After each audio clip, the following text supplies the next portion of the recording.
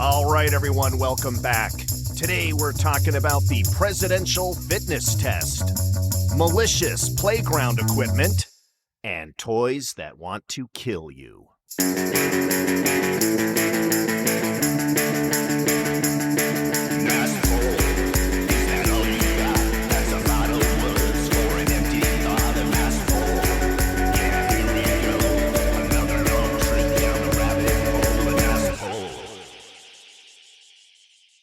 So, Jeff, been playing a little bit of pickleball lately, okay, more than usual. And I think pickleball's right up our alley. There seem to be a lot of people in our demographic who are playing it. And, you know, I started a few years ago, pre-pandemic, and then pandemic hit, didn't play too much last year or so, trying to play a little bit more. I know a lot of people play a lot of, it's very popular. And it's like I said, it's great. It's somewhat inclusive, right? Because of, you don't have to be, it's a small court, a small area, you don't have to be super athletically inclined. And you can even be, like I said, you might be a little bit older, even though kids are playing and kids, people of all ages are playing. It's a little bit easier to go out there and play. It's not quite as physically as demanding as some, trying to go play a, full court game of basketball or just play, doubles tennis or something like that. I think it just kind of fits. It fits a lot of demographics, but there's something, and it's fun.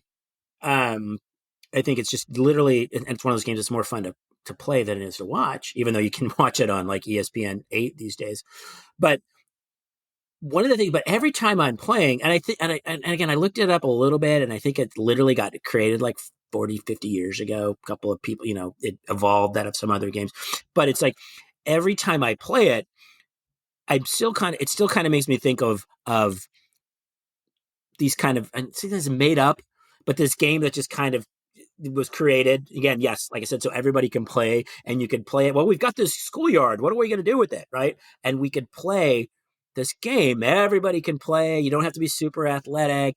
All you need is a few pieces of equipment, and you're good to go. And it made me think of the games that we used to play, specifically in like elementary school, and again on these hard blacktops that, again, this time of year in the fall when it'd be about 4,000 degrees as you're down there and you're sweating, playing, team ball or dodgeball or foursquare, or maybe the ultimate non-athletic one, tether ball, where the ball is literally attached to something so it can't go too far away.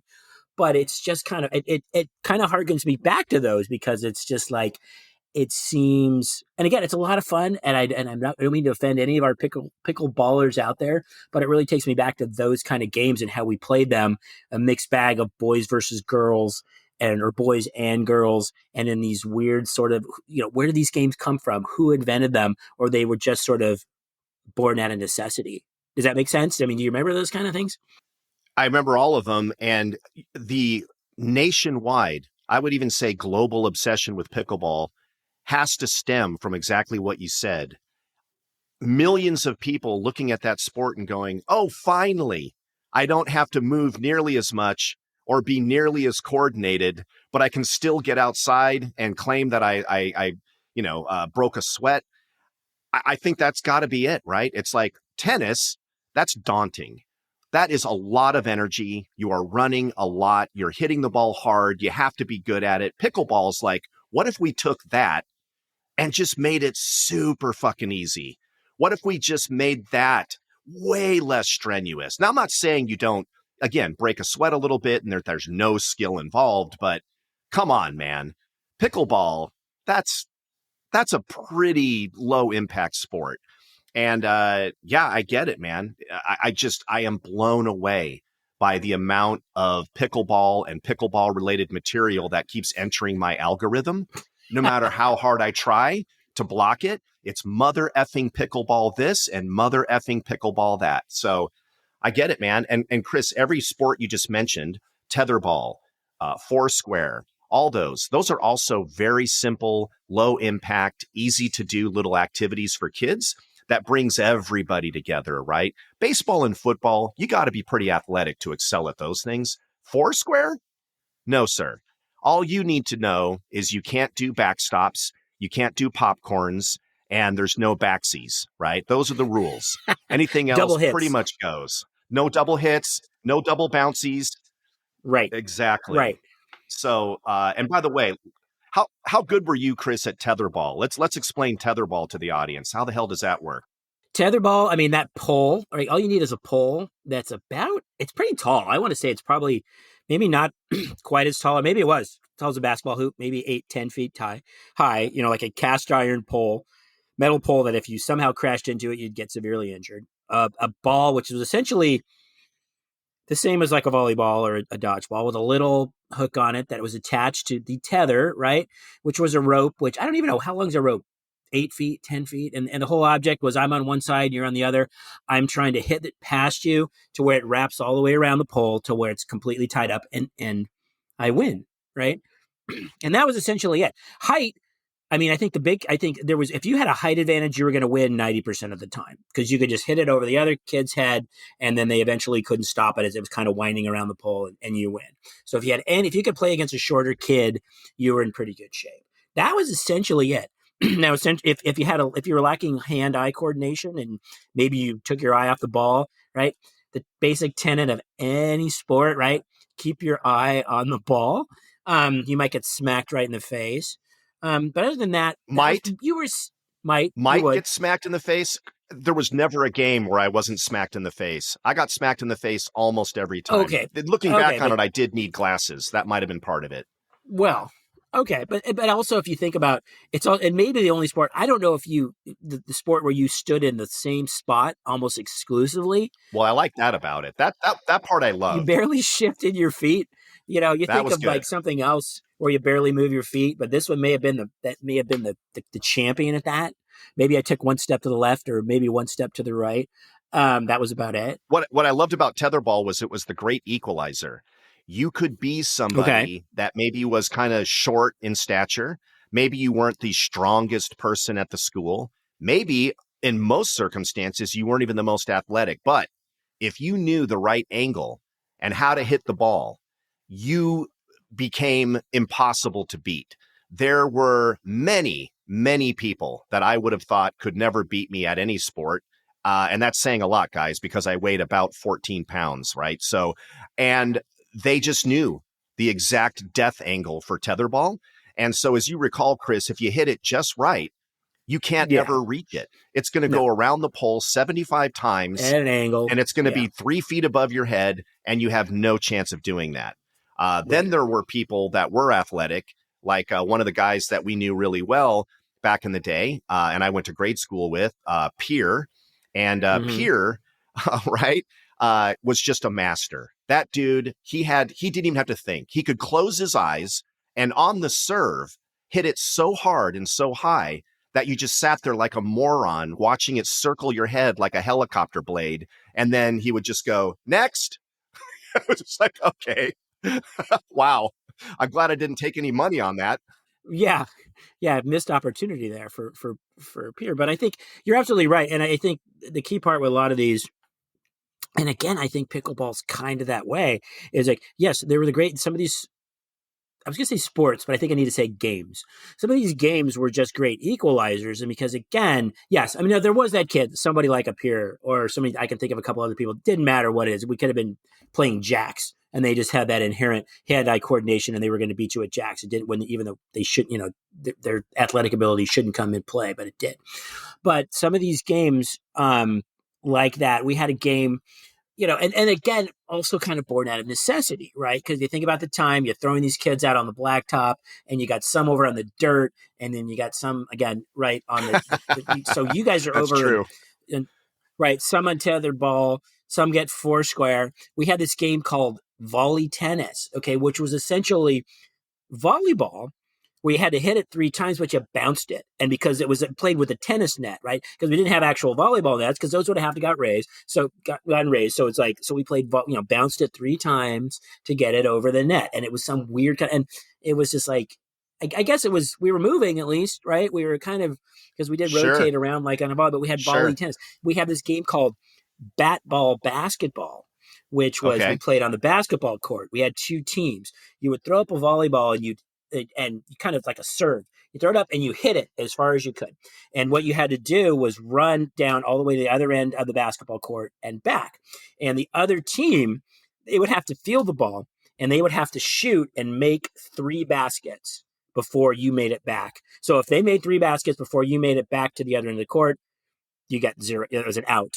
If you made it back before they got 3 baskets, you got a point. And again, it was as I think about, it's like somewhere, somehow, somebody came up with this game, right? Again, not a sport, a game. And in retrospect, I guess somebody was a little bit of creativity because, like, what do we got? We got a ball, we got a basketball court, and I got 12 kids. What am I going to do? You know what I mean? I love Batball basketball because the impetus of it, the origins of it had to be this.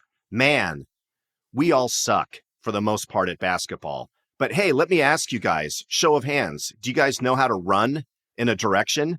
We do. We do know how to run in a direction.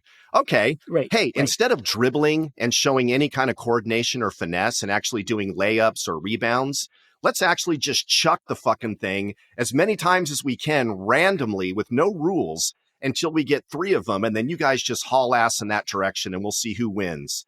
I love that, man. It's really just sort of the great equalizer of pretty much nobody here has much talent, but we can actually look like we're doing something. Yay. Batball basketball. That's awesome. We were out in the sun. We were getting, I guess it was exercise. I don't know. Yeah, you can think of just everything about it that, again, it was, again, but somebody came up with that, somebody created the Batball back. But I think, and there was the games, again, but there were these games where there was clearly, and if you remember, like we would play kickball and it was like the way we divide, okay, there'd be like a boy captain and a girl captain, right? So divide into teams and they would get picks and like a girl, like the first pick, like a boy would have to pick a girl and the girl would have to pick a boy to sort of balance the teams. And there was probably, and I think for me, that was where that was maybe one of life's a great learning lesson for life when it's just like, where am I going to get picked? No one to this day, you'll make jokes about that's the kid that was always picked last on the playground, right? Or, I was never the kid that got picked first, but I wanted to be at least middle in the pack. So then that way I could get picked, there was kids that were picked behind me, right? But I remember that was just like sort of a like, pick me. You're thinking, not because you wanted to be on that person's team, because you didn't want to be left there, unpicked. Right. Because it was just sort of, that was probably the start of a life lesson for us. Right. Yes. Right. So, so I think about those. And again, but those were the other side of the coin. Those were the games where it was like, clearly you had like, okay, this is where if you had a kickball, if you had dodgeball, which let's face it, you could get a bloody nose playing dodgeball if the wrong person got the ball and threw it, 20 feet away from you at an equivalent of like 50 miles an hour. And again, that's where the skill came out and the pain came out as well. Dodgeball and its close cousin, team ball, right? Team ball. Two sort of different things, but team ball. They were basically, let's just eliminate all of the uncoordinated non-athletes first. And it was just a shit show. You were just beaning people left and right, going for full-on headshots. 2 minutes ago, this guy was getting an A+ in the gifted class. And then the next thing you know, he's getting hit in the head as hard as the other guy can possibly do it and just knocking him off left and right. And what I loved about team ball and dodgeball was, in some cases, those were required. Your teacher required you to go out and do that. So you had these poor kids that could barely pick up a baseball and throw it without embarrassing themselves. And next thing you know, all of the jocks and the tough kids were just going ape shit on them, right? It was super, super ugly at times, but it was a quick death, right? Because they would be eliminated immediately. And then ultimately every game of team ball and dodgeball would end up with the 2 most athletic guys and a battle of the gargantuans just brutalizing each other until somebody finally wins. Right. Yay. Right. And it was kind of like Lord of the Flies out there, right? It was really the battle of survival. Kind of. And not even. I don't want to get too dramatic. Okay, it was Lord of the Flies, except it was mixed. Piggy was the first to go. It wasn't just boys, okay? But I mean, I think that whole, Oh, and Chris, by the way, was there anything worse than getting your ass handed to you by, God forbid, when you were a kid, a girl? These no. just incredible, of course, no surprise, girls are, you know, obviously athletic and strong. And in many cases, I will say stronger than me, that's for sure. And Hmm. I got my ass handed to me so many times by, you know, girls back then. And that was not fun. That became really apparent if you remember. And again, I think we did it 2 years. I think we did it fifth grade and sixth grade. And I don't think we've talked about this before, the presidential physical fitness sort of Oh, competition yeah. that they had. The President's And Club. Yeah. Yeah. right, and you Right. could get a patch. You could either get state or you could get presidential, where you had Yeah. to do, and I think the only thing I ever made it to was the 6 minute jog walk, because I could always run because I was skinny and scrawny, and that I could do. But it was like sit-ups and pull-ups and I think Yeah. push-ups and whatever, and you had to do certain time, get, and that's where you saw, yeah, those kids who got the presidential patch, and then or the girls who like, it's like, holy shit, look at how many sit-ups she could do. And I can think of a couple where then it was like, that may have been the first indication. It was just like, okay, if all things being equal, that girl's a way better athlete than I am, because look at the Way physical better. condition she's in. Oh, yeah. Right, and look at 50-yard Yeah. dash and the 100-yard dash. Again, all the running, I think the 3 running things I could hold my own. Other than that, never got a sniff of a presidential patch, which people would actually, because patches were a bit of a thing, right? You had a jacket Yeah. and maybe you would put Oh, your man. patch on Sure. there.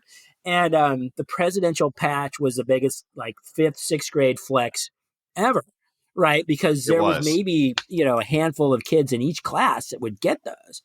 Yeah. And that was, and again, that was another one of the life, early life lessons of like, somebody's better than me, right? And here they're getting documentation that they're better than me, because they've got a certificate that's signed by Ronald Reagan or something, and or Gerald Ford, and it's like, wow, look at what just happened here, right?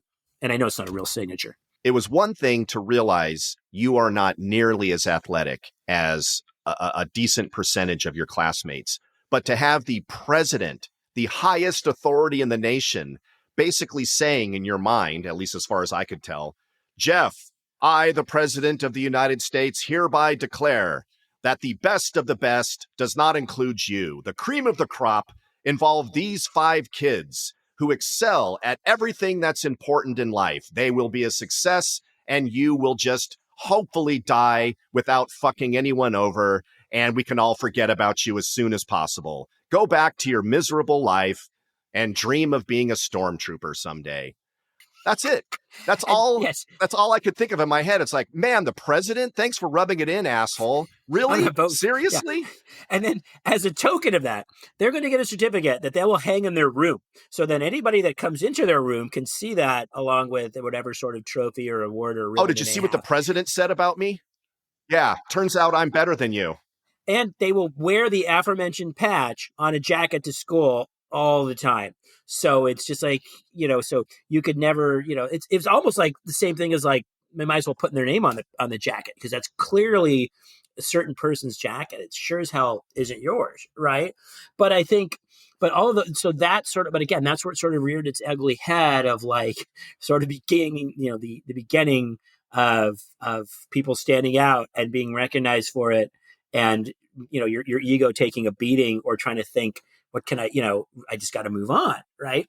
But then it's like, well, I'm going to move on and hope I don't get killed in dodgeball, or maybe I can excel in one of these made up games. I could be the best Batball basketball player in the 5th grade. But I think also what was, the funny thing about those games is our tendency to then make up games on our own, right? Maybe those games that, I'm thinking one in particular. I'll name one, and I think you can name one that's sort of a partner game. We used to play a game that was quickly shut down whenever Yard Duty caught us doing it, and um, that was butts up, right? We would play Oh, butts. yeah. Oh, All you my needed was gosh. to play Yeah. butts up was to get over on the handball courts with these hard Wow. rubber balls, right? Get in the handball courts, play butts up, like, and the whole thing. If I remember butts up, like, anybody could play. You could have 4 or 10 guys playing. Chris, would You you say had that anybody with a butt could play? Anybody could play. But well, there was no fixed number, right? So it was essentially seriously. So you threw the ball. Somebody threw the ball against the wall. It would bounce back, and you tried to catch it, and then you would throw it back against the wall. And if you fumbled it, if you didn't catch it, then you would have to run and touch all three walls, and then make it come out back to the line. And in that time, and I think maybe somebody might know, I think they would try to beat you with the ball 3 times before you got back, or something along. You're pretty close. There was wall, you're pretty close. There was intentionally throwing a hard rubber ball at somebody, and that would be banned. I can remember, again, they would come break it up. So maybe you got 5, maybe 6 minutes worth of butts up before. Oh no, that was the whole thing, right? If you didn't, you had to get in the corner, and they would throw the ball. There you go. There we go. Right, and that's where it stood out, because you could look like you were playing handball, and the yard duties wouldn't notice. But once somebody was standing with their butt facing everybody else, and everybody got their shot at throwing the ball at that person, that's when the game would get shut down. Yeah, so exactly. You would have to run around if you screwed up and the ball went wild. You would have to run around and touch the surfaces before they could throw the ball against the wall again, or something like that. And again, to Chris's point, your punishment, if you were unable to redeem yourself, was that you would have to stand still, bend over, put your butt basically up in the air, and the other person got a free throw. They got to hit you bean you with the ball as hard as they could, allegedly in the butt. But many times, guys, we weren't wearing a jock strap or a cup. So at least twice, I would have called this testicle ball, because that's exactly where I got hit and almost, lost my lunch, just keeled over in pain because it went right to the nutsack. So yeah, you can imagine the horror on the yard duty's face or the coach's face when they would see people bent over with their butts in the air, getting hit by these other people like some sort of medieval arena event, like some kind of a gladiator event. And it's like, what the fuck are you kids doing? No, you are not allowed to do this. But it was a fun game for sure. Right. So I pretty distinctly remember butts up. And then I remember a more unofficial game, and I don't think it was played at school. I'm pretty sure it wasn't played at school. And it was played really anywhere, any field, maybe somebody's front or backyard with lawn or grass. And I think there was a ball involved. And it was somewhat just as violent and maybe just as, potentially injurious. And you know which one I'm talking about there. Are you talking about the most politically incorrect game that was ever named during the 70s and 80s? I was going to give you that hint, but it looks like I didn't need to give. Let me ask you this question. Do the words in the name of that game rhyme with each other? Is it that game I'm thinking of? 2 of the 3 words rhyme. The first and the third word rhyme, as rhymes usually work, right? So another great example of us just apparently not giving an F about the words we use and the context in which we use them. But that game was fondly referred to as Smear the Queer. Smear the Queer. And we absolutely did not mean queer to mean anything other than the loser of the game, right? The person who couldn't keep up or effed up during the game. That was the queer every time, right? The kid with the ball, basically, right? Because I think it was some sort of, you had the ball and then you tried to run, and then the whole thing was just to tackle you. And you, right? I mean, that's right. I mean, because it wasn't, and it's not, you could think it's like football or rugby. And then I think the real sort of, if you didn't, you had to, it's like if the ball sort of rolled, there was sort of an honor code. I don't know how much honor is a game called Smear the Queer, but if the ball sort of popped out and landed at your feet, you were encumbered to, you had to grab it and try to run. Otherwise that's when it's like, oh, come on, you have to do this. Right. And it would just be, and that game in itself, there was no pads, there were no helmets, there were no rules. I can remember there was, flying elbows and getting hit in, bloody lips. Well, Chris, I disagree. Noses. There was a rule. Whoever's the queer has to be smeared. I think that was really just the basis of it. Am I wrong? No, you're absolutely correct. Yeah, you're There you go. Okay. Well, there's one rule. Yeah. right, and then but I think also at the same time, uh, again there was really no score. There was no way that anybody ever said, hey, I won. You know what I mean? And it was just and then the problem is you had older brothers. I don't know if you ever played with it. I had an older brother. It's like I got the cheese beaten out of me multiple times just because I was playing with bigger kids, you know what I mean, who outweighed me by like 30 pounds, you know, which is a lot in that regard. So it's not even like it didn't even have to necessarily be malicious or intentional. It's just physics, where it's like a bunch of kids who are 4, 5, 6 years older than me land on me on the grass when I've got the ball. Yeah, I'm going to get smeared and it's going to hurt, you know. But the thing that I found amazing about this game, and this is one of those things that I don't think you can answer. And maybe you said the same thing. It's like I had cousins, I had people who I knew from like other towns. They knew about the game. They played the game. Okay. And how? Right? That's one of those things. How did people in other towns pre-internet? There was no league. There was nothing televised on Wide World of Sports or Battle of the Network Stars. How did a game like this, with the same intent, the same purpose, the same, you know, embarrassingly bad, you know, through modern times name, how did that game move from town to town, state to state? That's one of the unanswerable sort of questions. It's like, how did everybody know about that game? Right. I don't know. It definitely, like you said, it wasn't on, any radar that should have been national, right? It wasn't like, again, on Channel 13 News, the new sports sweeping the nation, lots of queers getting smeared. We'll take a look at that. Plus, what lurks in your kitchen? No, you never heard after that. This. So right. God only knows. And I think that was one of those ones when, you know, again, if a parent found out, when somebody went home crying, or somebody went home with a loose tooth or a bloody lip, or, you know, a split lip, that's when parents got involved, and okay, that game's over. Or if somebody noticed that's what their kids were doing in the backyard, it's like, hey, knock that off. Right.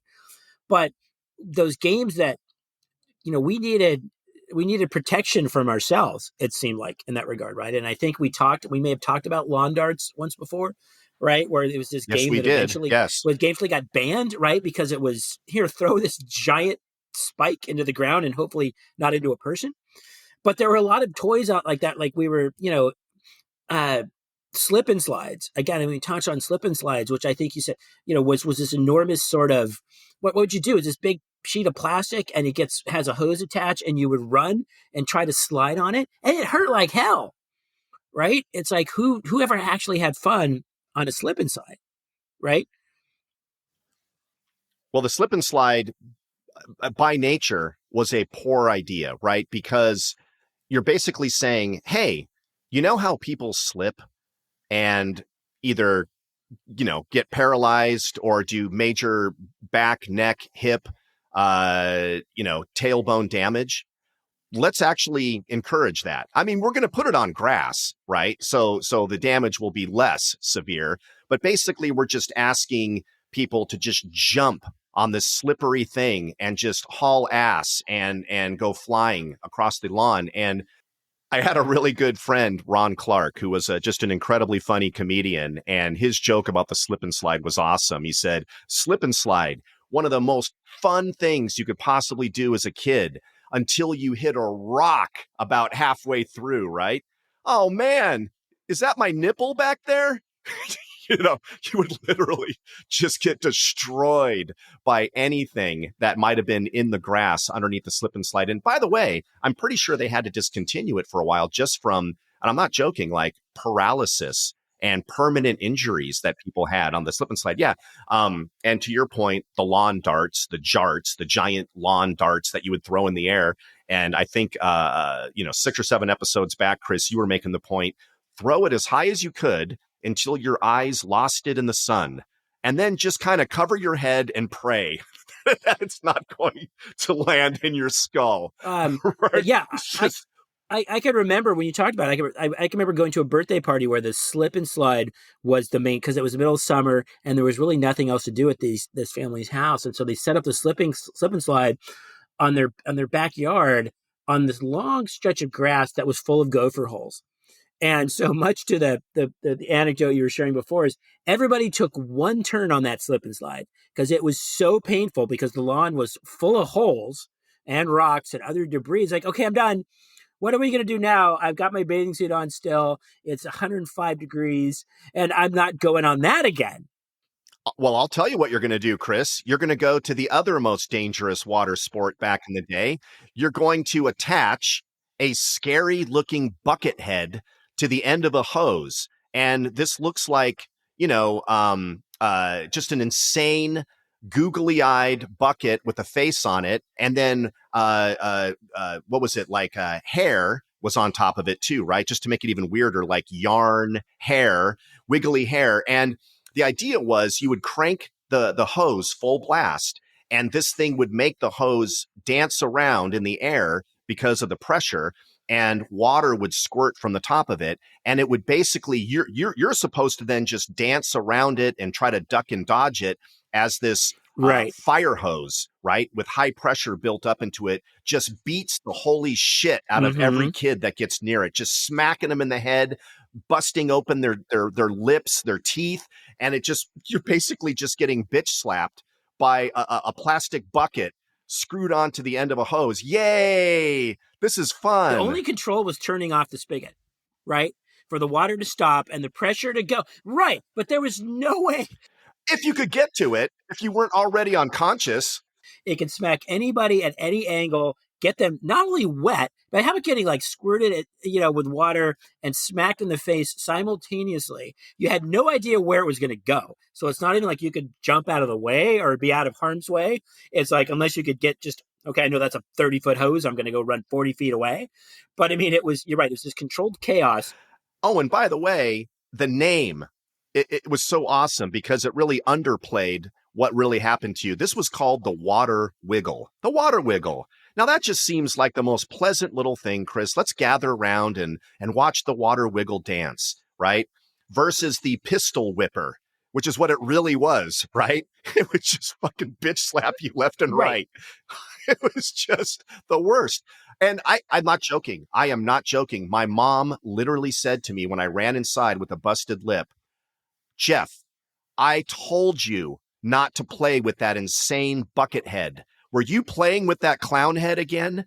And the look on my grandma's face, who happened to be visiting, right? She has no idea what my mom's talking about, but I'm just gushing blood from my mouth. And my mom is talking about me playing with the clown head.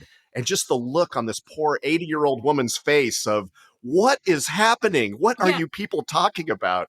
Oh, my Lord. Yeah, the water wiggle. Thank you, Wham-O. For something, the face also reminded me of those creepy McDonaldland characters that were like, they had something to do with fries, right? They were and they had like long skinny legs and they wore like high tops and they had that same sort of look, right? That was like terrifying in a lot of, in retrospect. But I mean, again, I think a lot of those toys and a lot of those things that, and if you didn't have a swimming pool, so you ran through the sprinklers, right?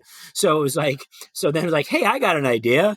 Let's come up with something that we could just attach to a hose, and it's better than a sprinkler head. So yes, it's this crazy, this crazy water wiggly thing that may or may not decapitate somebody when it's attached to a pressurized hose, right? But I mean, I think so many of those things when you look at it, and we talked about playgrounds and everything on the playgrounds. Again, when you look at it back now, that was made of like steel and cast iron, whether it was the jungle gym or the slide, which was like sheet metal, which would get to be about 4,000 degrees, in the summertime, or that carousel that had that all it was, you would just run and run along, and then you try to get it to go really fast and you would just jump on it, and then maybe you would jump off. And it was like those things. Now we're if you look at playgrounds now, they're made of like recycled plastic and they have really soft, cushiony ground, and they're all designed to where there's nothing that, because it was like used as in, they were like cigarettes, like used as intended. These will kill you, right? Because it's just like people lost their front teeth on monkey bars or lost layers of skin on a burning hot slide. right? And all these things that they should have now, they should have kind of warning labels, or they should have come in with some sort of like, hey, here's the instructions, because it was just have at it, kids, right? Yeah. They built them because they were cheap. Or it's like, hey, this thing's made of cast iron. Guess what? It's going to last longer than this school. Right, it's going to outlive the kids that are playing on it. Right, so there's part of the utility of it was like we have these materials. Who cares if they're unsafe? Right, Right. because there was no regulation on it. But you think of all these things that as kids that it was just like we were handed, right? Whether it was model rockets, here, build this thing and then go launch it. And hopefully it doesn't take somebody's face off or set somebody's house on fire. Let's put a pin in model rockets for just 1 second, because man, you just nailed every scary thing that was ever at a public park. The carousel always started out as kind of fun. And then you always got some kid or kids, typically bigger kids, would see little kids having fun on it. And then they would run up and they would start, making that thing haul ass like a centrifuge. And the next thing you knew, you were like literally like a blood sample in a centrifuge, where your white blood cells were now getting separated from the plasma in your body because you were spinning so fucking fast. And then eventually the big kids wouldn't stop spinning that thing until at least one little kid flew and got hurt, right? Just flew off of that thing and got smashed into something. And yeah, absolutely. Scraped knees, just broken bones as those carousels, went a million miles an hour. But Chris, do you remember this? It was bad enough that the slides were sometimes metal, right? Which meant, to your point, you would get burned as you put your fingers, or God forbid, your butt or your legs on it. But how about, remember this thing? It was a giant sheet of metal in the shape of a triangle, and it was kind of laying a little bit to its side. And the idea was you could climb up it like you were climbing up a wall, right? But it was just kind of at an angle. And all it was a giant expanse of sheet metal that the goal was to try to scale it and then get to the top of it and hold on. But later on, it just affectionately became known as the griddle, right? That's all it was. It was just a huge expanse to just sear your hands, your arms, your legs, and it only took a few minutes on a hot summer day for that thing to get up to about 150 degrees. They were just, and then the things that they were made of. So any misstep, right? They were made of this hard, heavy, they're built by blacksmiths. I don't even know who built these fucking things, but it's like you would just, if you tripped going up the slide on those metal steps, with the rivets, and the sort of the pattern that was like the X pattern, it's like if you tripped on the steps, it's like, okay, I just broke something, right? And so every aspect of it was in that dirty, filthy sand. Again, even the chains, man. I saw people get the swings, same thing. Those steel, rods that held the swings together, and the chains. What this was, the link on the chain was about an inch thick, right? So somebody holding those swings. So if somebody got smacked, even unintentionally, somebody jumped off the swing and the thing went back. And I saw people, so it's like even, just random acts of violence through these things that we were supposed to be playing with. Well, how about worse than a park swing set? At least those things were typically cemented to the ground pretty good, right? So yeah, you could definitely get hurt on the swing, but the entire structure was in no danger of falling over. But the backyard swing set, right? The one that your parents bought you at Toys R Us, that was basically the equivalent of crimped metal, the thinnest, shittiest metal on the planet. And if you got any kind of actual momentum on those swing sets, you could feel the whole swing set starting to sway. And inevitably, the whole effing thing would fall over and just cause all kinds of damage. I saw a kid get on his swing set in the backyard. He swung so far in each direction. His idea, Chris, was he was going to do the impossible thing that a kid could ever pull off, go all the way around, right? All the way up and over, right? It was the dream of every kid. It was never, ever accomplished as far as I know. But he got far enough that the entire swing set uprooted from the ground, and his brother just caught the base of the swing set as it's coming up, right in the jaw, just kaboom. It looked like Popeye hitting Bluto in a cartoon. He went flying back. And of course, as always, straight to the emergency room, 17 stitches. Yay, swing sets. That whole thing, yes. The backyard, right? I think that was just it. The backyard swing sets that, somebody's dad would put together with a socket set. And it would have swings, maybe a slide, and then that weird sort of like, it wasn't a teeter-totter, but it had two seats that were facing each other, right? And same kind of concept. You'd swing back and forth, back and forth. So it was kind of a swing, but not really, right? Your face, and so those are like the three components. It was kind of like a teeter-totter because when you go up and down, you go back and forth. And those are like the basic components of a backyard swing set. But that was a truth. It's like, but our dad, like, my dad was not an engineer. My dad was pretty good around the house, but he certainly wasn't an engineer, right? And I think a lot of people that put those together were probably not 100% qualified to put them together. And so every time you're on those swings, or every time you're on the teeter-totter kind of thing, it would come up off the ground a little bit, right? Just a little bit. It would come up off the ground and then it'd go back. So again, as you swung forward, it'd come up. If you swung back, your weight would pull it back down. So there was always that sense, and maybe that was the fun part. There was always that sense of danger. Not even danger. I guess it was danger. Dangerous. Maybe the sense of danger. Chris, did you not just hear the story I just told? What do you mean?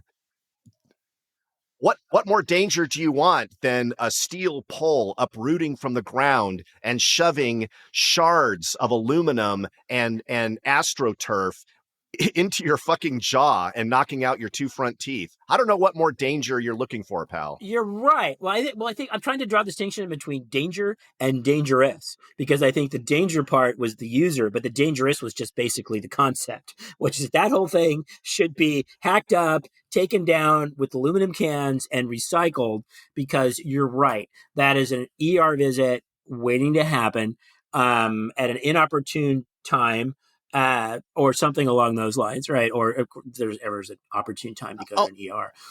And for those of you at home listening to this, it wasn't always so dramatic. There were many other ways to do dramatic injury to yourself without having to have giant pieces of equipment.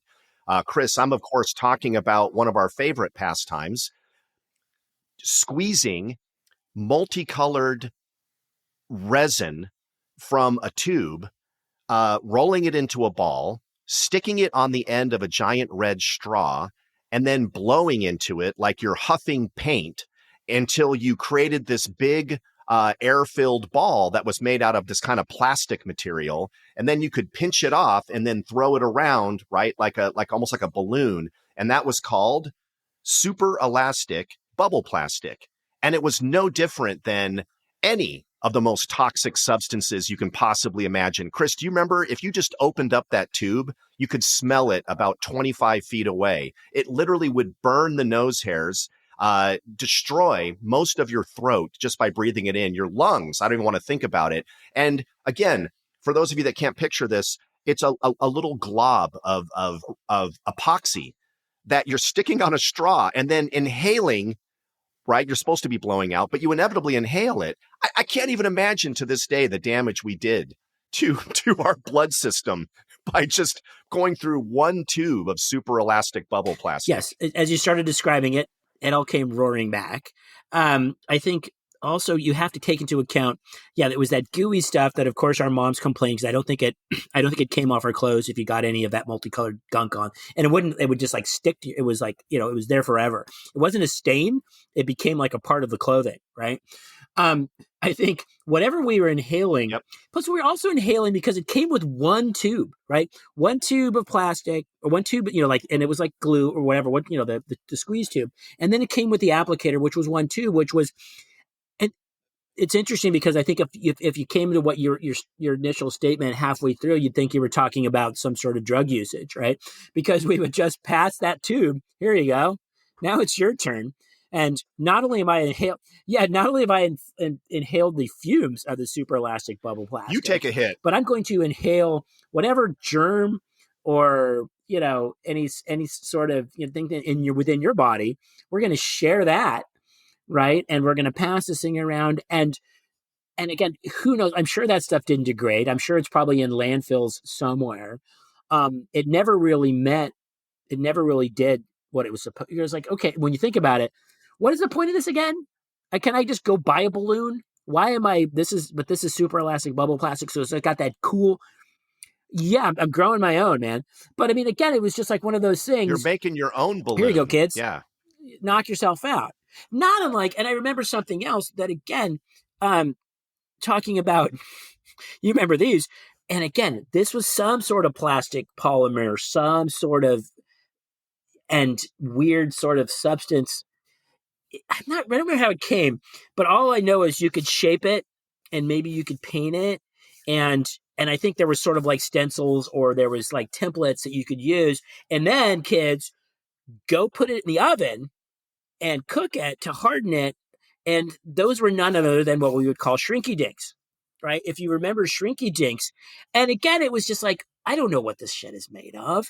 I don't Oh, know what yeah, I'm yeah, getting. yeah, Nobody's yeah. wearing like goggles or rubber gloves. I don't know what I'm inhaling. I don't know what I'm getting in my pores or, into my skin. And then I'm going to go, yeah, my mom's not around and I don't do a lot of cooking, but sure, I'm going to go throw this in the oven. I'll put it at 450. It's like not right. Your average kid should be nowhere near the oven, right? And then again, it's like, oh wow, I've got a shrinky dink of maybe it's Batman, or maybe it's a horse or a gorilla. What the hell am I doing with this now? But again, it was this sort of, hey kids, time consuming, keep you busy, keep you off the streets, maybe keeping you off drugs. I don't know, although these in South, again, with all the chemicals and things, but no regard to any sort of safety, any sort of health, issues, or even like, most kids should not be anywhere around an oven at any time or place, especially without any parental. And it's an easy bake oven, which, yeah, I guess. So, to your excellent point, the Easy Bake Oven, as safe as it might have been compared to an actual oven, it was still a mother effing hot light bulb in there. I mean, you could definitely burn yourself on an Easy Bake Oven. I'm sure many girls did. But you're right. You took cellophane and you colored it with a felt pen until you were satisfied that whatever it was, Darth Vader or Superman, looked the way you wanted him to look. And then you would cut it out, as I recall, with scissors. And then, yeah, stick it on a cookie sheet and stick it in the oven. And by the way, it wasn't like put in the oven for 275 degrees. No, I mean, I think they literally wanted you to have that oven set to like 475 degrees. And I'm just trying to imagine, like you said, Chris, all these kids pulling out a tray full of molten, hot, dripping, cellophane magma and just going, hey, and how many kids grabbed them too early and still to this day have Superman's ass grafted permanently to their index finger. It's just. So that's what an oven mitt is for, right? How many kids grab something without thinking the first time, or maybe even the second time, or then even and yeah, absolutely. So again, it's like, forget it. There's no no supervision, no instruction. Just go for it. You are your own worst enemy, right? And guys, anyone listening in on this, I'll just race through a couple more. I had a really cool tool that could make Hot Wheels. And what you did was you took chunks of plastic and stuck it into a kiln, basically. It heated it up to the point where the plastic melted. And then you would pour liquid plastic into a mold, and then you could make another Hot Wheel. And again, I'm talking about plastic that has been melted into a liquid state that I am handling on a regular basis. Or Chris, remember the little creatures that you could make? I'm trying to think of the name really quick, but you would pour hot plastic into molds and make creepy crawlers. Thank you, creepy crawlers. Some of them were even edible. Jesus, holy Christ! I don't even want to think about what you were eating when you poured goo into a mold and then ate it. And it was supposed to look like a bug or a centipede or a tarantula. And look, Mom, I'm eating a creepy crawler. And holy mother of God. But Chris, nothing could be worse than the generation before us, the boomers, who actually had access to a chemistry kit that you could buy in stores. And get this, it had 4 jars as part of the chemistry kit that were, and I'm not kidding, it was actual uranium, U-238, samples of actual mother effing nuclear devastation, terrorist, uranium, right? And these kids are just like, all right, I guess I'll do it. I guess I'll do a little experiment here. Whee! Kids were literally probably licking it off their fingers, throwing it around the goddamn house. People died. I don't know why my sister lost a clump of hair. What is going on with her? She must be stressed out. It's fucking uranium. But it's astounding to think that, yes, that somebody thought that was a good idea, that a kid could use a chemistry kit. And the chemistry set to me was always like, this is like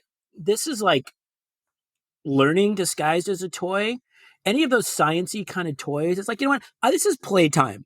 Don't force. It's like, I go to school, I have books, I have homework. Don't force me to learn something when I want to be effing around. Okay, so I never quite understood it's much like poor little girls. Remember the toys they got when a little girl would get like a toy kitchen or something like that? It's like, what the hell is that? You were telling, hey, go make me some. Yeah, exactly. And maybe they got toy. Exactly, with the pots and pans. Go make a meal. It's like, you're giving me pots and pans, boy, you're setting that bar pretty high, right? Thanks. Okay, they didn't get the chemistry kit. Here's your toy vacuum cleaner. I remember one time my cousin and I got something from my grandparents for Christmas, and my female cousin, Kate, who was like, I got the doctor kit and she got the nurse kit. It was just like, wow. It was just like, yes, do what I say. Damn it. Swab my forehead. I'm sweating. You get to assist me. Right. So those, yeah. Now get out of the room. The men here are trying to save lives. Right. Yeah. We're trying to work. My God. Chris, as I'm doing a mental inventory on this episode, I think that might have been the most polls that we actually have ever done. Now, I could be wrong. We'll see what happens when I tally this up, but that was a lot of memories. And just actually exploded the back of my brain. Some of those things that you were mentioning in particular, especially those hybrid games, I hadn't thought about those in 45 years. So thank you for that. Of course. And I think it's good that the fact that despite all this, despite the exposure to cast iron playgrounds, despite the exposure to super elastic bubble plastic and throwing things in the oven and I don't think you ever had the uranium kit, but maybe we know somebody who did. And despite the fact that we probably all took one right in the face from dodgeball at least once, and that weird feeling you get when you hit the net, remember it would kind of just sting and just kind of tingle a little bit. Absolutely. That all happened, and here we are. We made it. We survived. To live and talk about it another day. So until next time, Jeff. Until next time.